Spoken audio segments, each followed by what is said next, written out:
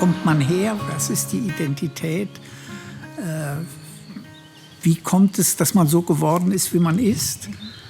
Was hat dich in deinem Leben durchgetragen? Was hat dir geholfen? Was würdest du vielleicht noch mal anders machen, wenn du in der Zeit zurückreisen könntest? Wie gehst du mit dem um, was danach kommt und sein wird?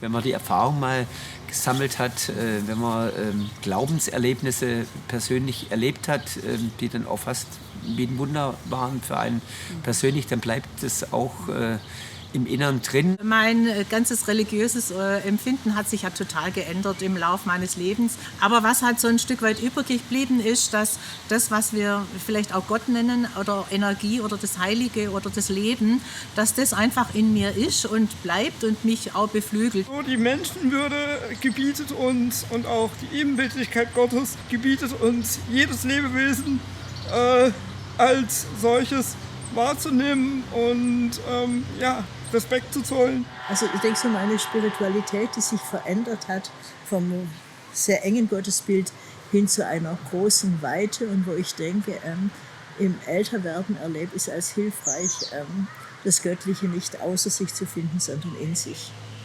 Viele Menschen erleben das ja auch sehr intensiv, also im Sinne einer vertieften Spiritualität, nicht Gott im Außen, sondern im Innen zu finden. Ich finde das so spannend. Es gibt nicht nur eine Wahrheit, sondern die Wahrheit hat viele Gesichter. Und das ist meine Aufgabe, glaube ich, dann herauszufinden für mich, was ist meine Wahrheit. Dass ich Menschen versuche wahrzunehmen und zu gucken, kann ich auf jemanden zugehen. Das ist für mich wie ein Lebensmotto gewesen. Und ich weiß, ich stelle mir einfach das menschliche Leben als einen Kreis vor. Wir wachsen ins Leben hinein, wir wachsen wieder aus dem Leben heraus. Und ich denke, wir haben ähnliche Fragestellungen, vielleicht von unterschiedlichen Stationen unseres Lebensweges aus. Ich glaube, ich würde auch gerne wissen, was mein Zukunfts-Ich über mein Ich jetzt gerade denkt. Ja. Of course, we don't know where it's going to be our last day. We don't know how much older are we going to be. But because of that, I believe that we need to live every day as if it were the last. And that's what I'm doing all my life. That's what I'm doing so far. And I think that because I don't know which day is going to be the last one, I want to live each day as if it were the last one. And that's what really motivates me also. Es gibt so viele Nuancen im Leben und die spiegeln auch die Lebendigkeit. Also das war schon ein Miteinander, aufeinander verwiesen sein, aufeinander vielleicht auch angewiesen sein manchmal und einander wirklich auch das geben zu können, was jeweils der andere gerade braucht. Ja, ich meine, nur für die Struktur zu leben, das macht natürlich auch keinen Sinn. Das ist zu wenig Sinnhaftigkeit. Über den Sinn des Lebens kann man lange nachdenken oder überlegen, was ist der Sinn des Lebens. Dem Leben gegenüber dankbar zu sein und eine positive Einstellung sich anzueignen zu den Dingen, die um einen herum sind, ja, den anderen Menschen positiv zu betrachten. Und Dankbarkeit und Freude, insofern ist das auch hat das eine religiöse Dimension. Bekümmert euch nicht, denn die Freude am Herrn ist eure Stärke. Ich habe das schon aufgeschrieben und dann hat mein Mann gesagt, das soll an meiner Beerdigung. Ja.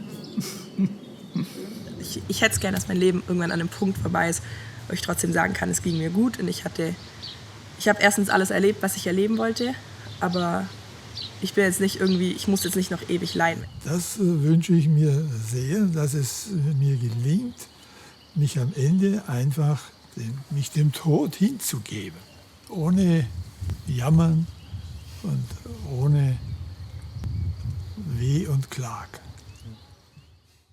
Und ich hoffe dann, dass auch das mit Hilfe anderer auch gelingen wird, auch daraus letztlich auch ein gutes Leben noch mal draus zu machen oder ein gutes Sterben, wenn es dann ansteht.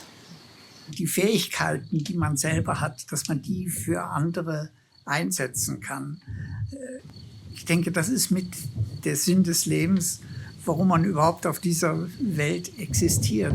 Denn jeder hat irgendwelche Fähigkeiten, die sehr positiv für die Gemeinschaft sein können. Die Verbundenheit, die wir erleben, ich sage oft, das ist nicht angebunden sein, sondern eingebunden. Und das ist etwas, was richtig wohltut. Und dann stehe ich da im Garten und dann stehe ich unter meinem Apfelbaum und dann erlebe ich mich und dann erlebe ich mich und die Umwelt und die Vögelchen und die Fahrradfahrer. Und das ist für mich Spiritualität und das sind Kraftmomente. Martin Buber hat ja auch gesagt, Leben ist Begegnung. Ich glaube, das ist einfach essentiell, existenziell. Und das hat auch mit lebenslangem Lernen zu tun.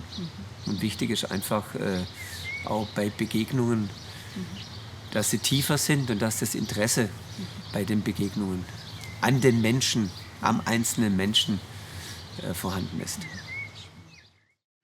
Bewusst fragen, wie geht's dir? Nicht nur als Floskel. Das ist eigentlich das, was ich mir auch für mich wünsche. Es ist nicht einfach, das allgemein zu sagen, aber ich würde doch mit meinem hohen Alter sagen, es war immer am besten, wenn ich meiner Wesensart gefolgt bin und die gelebt habe. Genießt euer Leben, lacht, freut euch an den kleinen Dingen und dann seid einfach glücklich. Wer loslässt, hat die Hände frei.